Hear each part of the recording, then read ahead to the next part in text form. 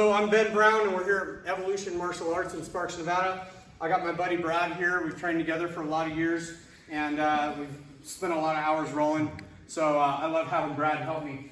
The new module that we're working on this week, actually it's going to be for several weeks, is bottom escapes. One of the students that comes to class often requested that.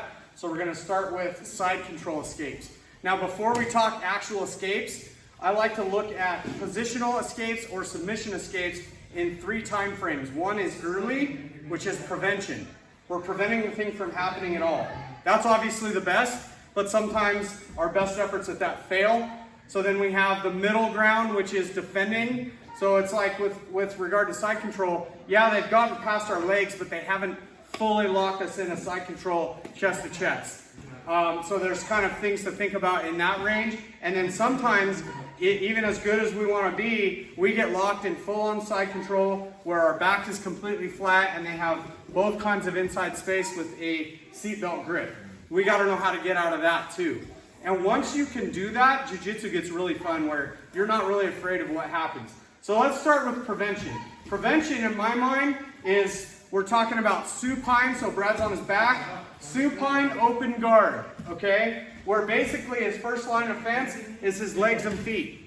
So the idea here is, and this is not a guard retention class per se, but there's overlap between side control, escape, or defense and guard retention, right? So Brad's idea is, one, he wants his kind of toes pointed outward slightly. He's pretending that he's got flashlights on the bottom of his feet and they want to shine on me at all times. And ideally, his shoulders or his knees close to his shoulders. All right? So one common drill here is I'll attempt a leg drag. So I've got a straight grip here. I switch hands. I step up to his hip. So if I get past that knee, I'm passing the guard. Brad's going to bring this foot over the top. He's going to post on my hip, bring his hips over, and replace that foot and get his guard back. So the drill at really chill pace, very flowy pace, looks like this. We're kind of messing around. I go here, Brad gets that in, and he fixes his guard. Now there's only 3 things that he should be doing with his feet. What are those things, Brad? Got the hook. He's hooking, usually behind the knee. He's posting on my hip, or he can put his foot on the ground and move his own hips. We say move yourself, but that's really moving your hips. So now we're going to incorporate that into the drill. Every once in a while I'm going to do the leg drag, but other than that, Brad is posting, hooking, or moving himself. Yep, so I'm here, I go to leg drag, he fixes it, we're back in the drill. It's pretty chill. I'm really just helping Brad get used to this. Is a good warm up. Yeah, you see he prevented me even leg dragging with that hook. I couldn't step across. So then the last part of this drill is Brad's going to fight my grips. He's going to grip fight me with his feet. Best way to do that is I grab, he circles toward my thumb. So, yep, up and over, so like this.